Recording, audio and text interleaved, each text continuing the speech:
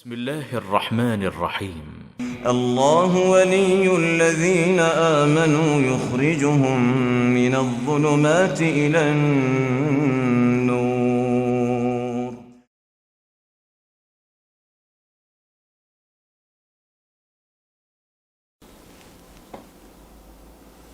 بسم اللہ الرحمن الرحیم نحمدہ ونصلی علی رسولہ الکریم اما بعد.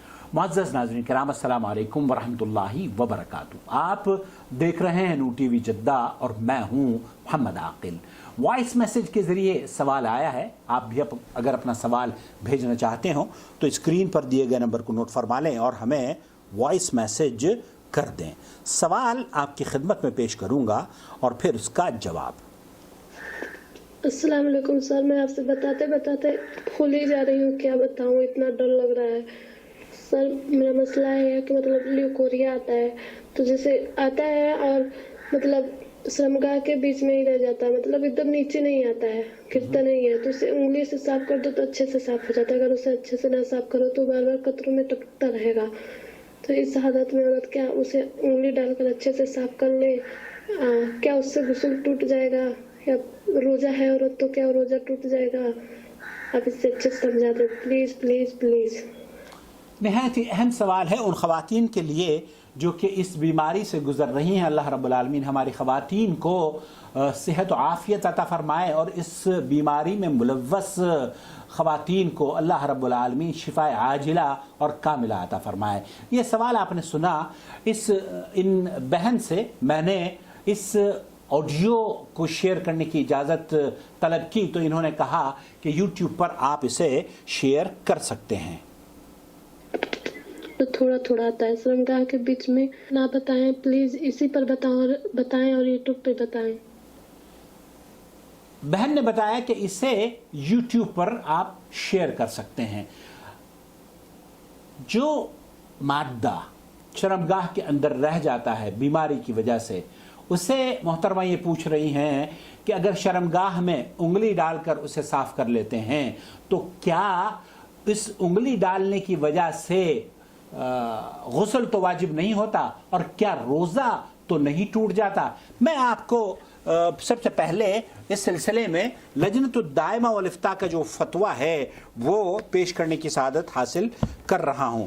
سوال یہ پوچھا گیا تھا لجنۃ الدائمہ والافتاء سے کہ عورت جب استنجا کے لیے یا مرہم لگانے کے لیے دوائی کی ٹکیا داخل کرنے کی کوشش کرتی ہے اور اپنی شرمگاہ میں یا زنان مرض کی وجہ سے کسی بیماری کے علاج کی وجہ سے دوائی داخل کرنے کی کوشش کرتی ہے شرمگاہ میں، تو کیا اس کا روزہ ٹوٹ جائے گا اور اس پر روزے کی قضا واجب ہوگی؟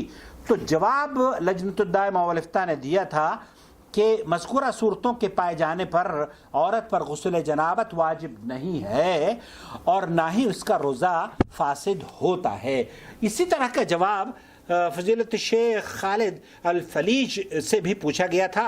يقول ما هل ينتقض وضوء المرأة إذا أدخلت طبيبة إصبعها أو آلة في فرجها؟ اگر عورت کی شرمگاہ میں کوئی آلہ کسی بیماری کی وجہ سے یا بیماری کی وجہ سے دوائی ڈالنے کے لیے ڈاکٹر یا نرس انگلی کا استعمال کرتی ہے تو کیا اس کا روزہ ٹوٹ جائے گا یا اس کے اوپر نہانا واجب ہو جائے گا؟ يقول الصحيح إذا أوجدت الطبيبة إصبعها في فرج المرأة لعلاج أو ما شابه ذلك ولم ينزل المرأة رطوبات ولم يخرج مع هذا إدخال الإصبع شيء من المذي أو شيء من النجاسة فإن وضوءها صحيح ولا ينتقض.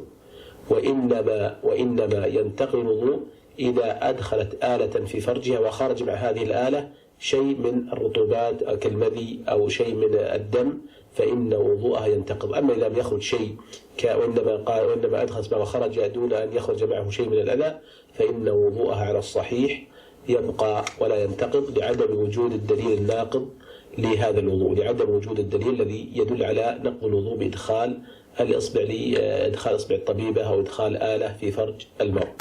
شیخ فرما رہے ہیں کہ عورت اگر بیماری کی وجہ سے ڈاکٹر کے پاس جاتی ہے اور ڈاکٹر کوئی انسٹرومنٹ، کوئی آلہ یا اپنی انگلی شرمگاہ میں داخل کرتا ہے عورت کی، تو اس سے کیا وضو ٹوٹ جاتا ہے؟ شیخ فرما رہے ہیں کہ اس انگلی کے اندر داخل ہونے سے اگر مزی یا خون یا کوئی ایسی چیز رطوبت باہر آتی ہے تو اس کی وضو ٹوٹ جاتی ہے۔ البتہ اگر شرمگاہ کے اندر انگلی داخل کرنے سے کوئی مادہ یا کوئی خون کا قطرہ یا مزی باہر نہیں آئی ہے تب اس کی وضو نہیں ٹوٹتی ہے۔ اور اسی طریقے سے لجنۃ الدائمہ والافتاء کا آپ نے فتویٰ سنا، ان کا یہ کہنا یہ ہے کہ عورت کی شرمگاہ میں دوائی ڈالنے کی وجہ سے، انگلی سے جو دوائی ڈالی جاتی ہے یا آلہ ڈالنے کی وجہ سے اس پر غسل واجب نہیں ہوتا ہے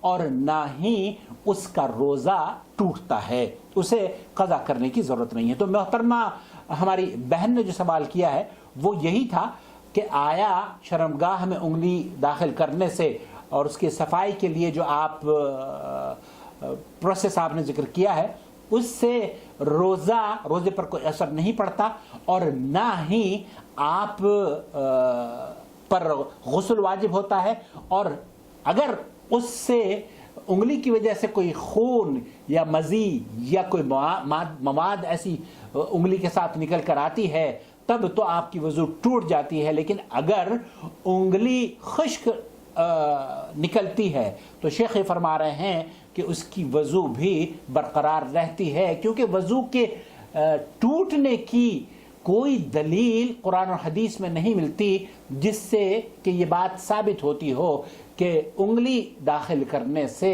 یہ بھی نواقض الوضو میں سے ہے۔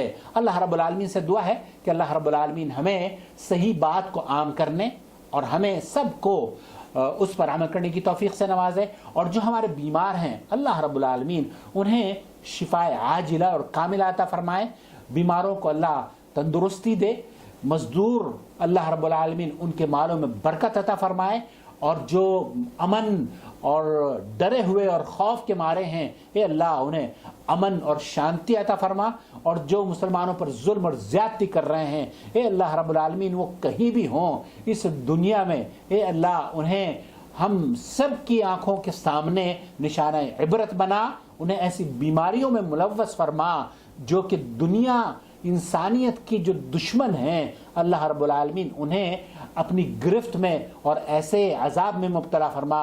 اللہم اعز الاسلام والمسلمین واذل الشرک والمشرکین ودمر اعدائک واعداء الدین برحمتک یا ارحم الراحمین۔ والسلام علیکم ورحمۃ اللہ وبرکاتہ۔ نمبر 5، یہ جان لو کہ دنیا کی خوشیاں اور لذتیں وقتی طور پر ہیں۔ یہ سب خوشیاں جتنی بھی ہمیں محسوس ہوتی ہیں وقتی طور پر، یہ ہم سب پیچھے چھوڑ کے جائیں گے۔ ساتھ یہ انسان، بیچارہ انسان، اپنے ساتھ صرف عمل ہی لے کے جائے گا بس۔ صحیح حدیث میں آئے ہیں، نبی رحمت صلی اللہ علیہ وسلم فرماتے ہیں جنازے کے ساتھ 3 چیزیں جاتی ہیں، 2 واپس چلے جاتی ہیں اور 1 رہ جاتا ہے۔ اس کے اہل و عیال، اس کا مال اور اس کا عمل، یہ 3 جاتے ہیں جنازے کے ساتھ۔ 2 واپس ہو جاتی ہیں، اس کے اہل و عیال اور اس کا مال، اور جو رہ جاتا ہے صرف عمل رہ جاتا ہے بس۔ یاد رکھیں، جتنے بھی اچھا باپ کیوں نہ ہو، بیٹے اس کے لیے 1 ریال نہیں رکھتے، قبر میں کوئی نہیں رکھتا۔ بیٹا یہ نہیں کہتا میرا اچھا اور پیارا باپ ہے مجھے اس کے ساتھ دفن کر دو، ہرگز نہیں، صرف انسان کے عمل اس کے ساتھ جاتے ہیں بس۔ اور یہ بھی دیکھیں کہ دنیا کی جو لذتیں ہیں، مختلف لذتیں، ان کی حقیقت بھی آپ سن لیں۔ کھانے کی لذت صرف 1 دن کی لذت ہے، یعنی جو آپ کا من پسند کھانا ہے آپ اس کو لے کے آؤ اور سارا دن وہی کھاتے رہو۔ مثال کے بروسٹ آپ البیک لے لیں، آپ اس کو صبح کھاؤ، دوپہر کھاؤ، شام کھاؤ، صبح دل کرے گا دوسرے دن؟ ہرگز دل نہیں کرے گا۔ کھانے کی لذت 1 دن کی لذت ہے بس۔ سیر و سیاحت کی لذت 1 ہفتے کی لذت ہے بس۔ شادی کی لذت 1 مہینے کی لذت ہے۔ مال و دولت کی لذت 1 سال کی لذت ہے۔ اور توحید کی لذت ساری عمر کی لذت ہے۔ نمبر 6، یہ جان لو کہ اگر پریشان ہونے سے آپ کی پریشانی دور ہو جاتی ہے تو پھر پریشان ہم سب ہو جاتے ہیں۔ پریشان ہونے سے کسی کی پریشانی دور نہیں ہوتی، یاد رکھیں، بلکہ پریشان ہونے سے یہ ایک پریشانیاں بن جاتی ہیں۔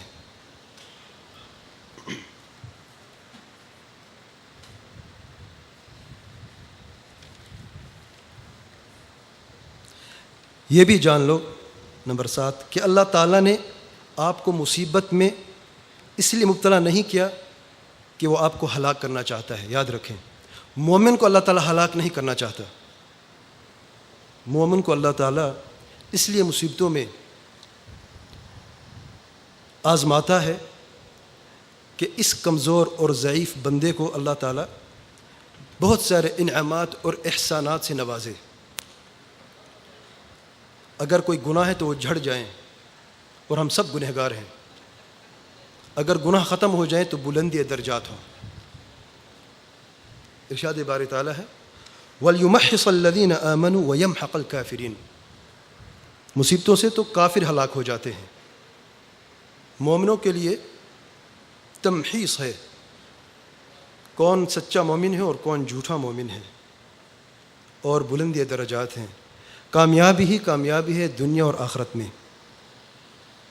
نمبر 8، یہ جان لو کہ اللہ تعالیٰ کے ساتھ آپ کا کیا تعلق ہے، اپنے رب کے ساتھ آپ کیسے ہیں، مکمل فرما بردار ہیں یا بیچ والے ہیں یا تیسرے نمبر والے ہیں جو بالکل نافرمان ہیں۔ اور اس کے مطابق اپنے آپ کو دیکھ لیں کہ یہ جو مصیبتیں آپ کے اوپر موجود ہیں آج، اس سے آپ کو کیا فائدہ حاصل ہو سکتا ہے۔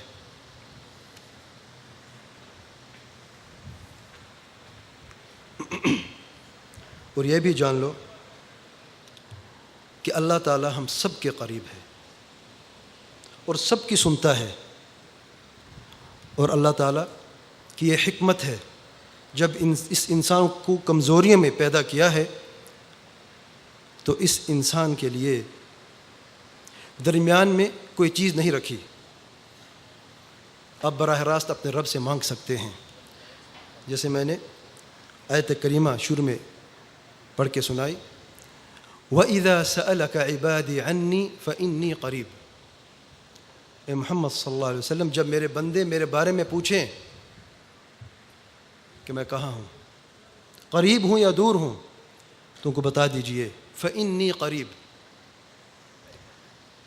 فَإِنِّي قَرِيب، میں قریب ہوں۔